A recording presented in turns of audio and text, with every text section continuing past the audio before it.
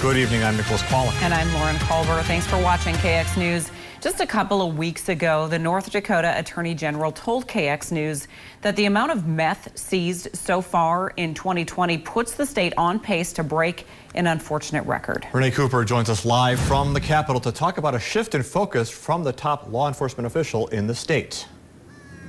Thanks, Lauren and Nicholas. Well, getting meth off of the streets is still important to the Attorney General's office. Right now, law enforcement is focusing on something else. As one narcotics task force agent with the Bureau of Criminal Investigations tells me, they're focusing on the drugs with the highest death toll.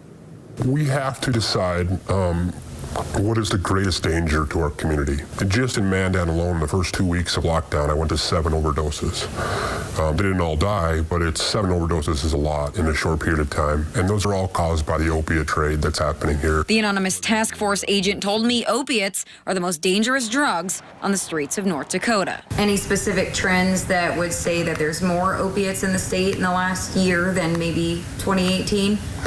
Yeah, our numbers are, and as far as the heroin and opiates are through the roof. I mean, they double or triple or quadruple every year. When we used to see only a couple grams of heroin maybe 10 years ago, we're now seizing in the pound level. And when you think of a usage amount for heroin, it's usually about 1/10 of a gram. And that's what's flooding our streets right now. And that's just heroin. Fentanyl, carfentanil, and prescription drugs are also on the rise.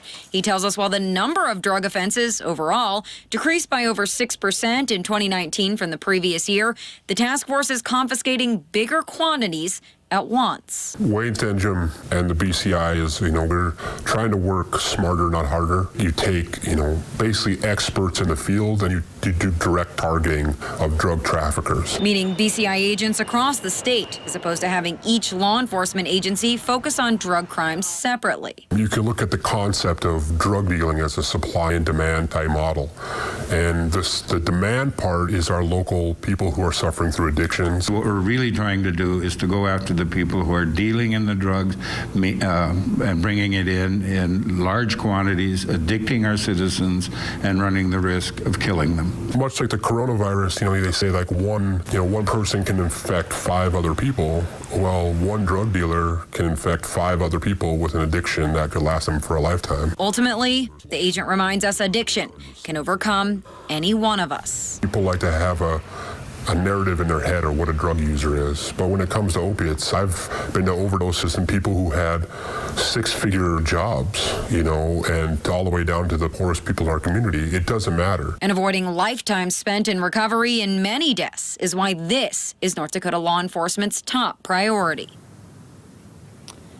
In reference to the AG's crime report, the task force agent tells me 2019 was a relatively average year when it comes to drug arrests and seizures. He says 2020 will likely look a little bit different because the virus has cut down the number of agents on the street, the amount of contact that officers can make with the public, and because of all the coronavirus tests at the state lab, there simply is less time to test illicit drugs. So why the increase in opiates on the street, and where are they coming from? Our anonymous task force agent tells me primarily Detroit, Michigan right now. In the last couple of years, he says the Bismarck-Mandan area is the hub for these traffickers that then feed into tribal lands. And in a single drug deal, these guys can easily take home $7,000. But it's millions that are actually being sent back to Detroit. And BCI Narcotics Task Force agents are running into Detroit dealers every day.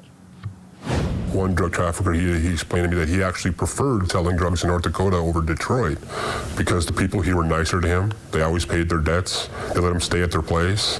And he wasn't fearful about doing a drug deal in Bismarck because he knew it was going to go well because we're North Dakota nice. We're in Detroit. He could get robbed on a drug deal or shot or something like that. So he preferred dealing here. Just in June, in Bismarck alone, the Narcotics Task Force indicted more than 30 members of Detroit-based gangs dealing drugs. And seeing how drug dealers will always be around, he says the best solution is to improve addiction services across the state.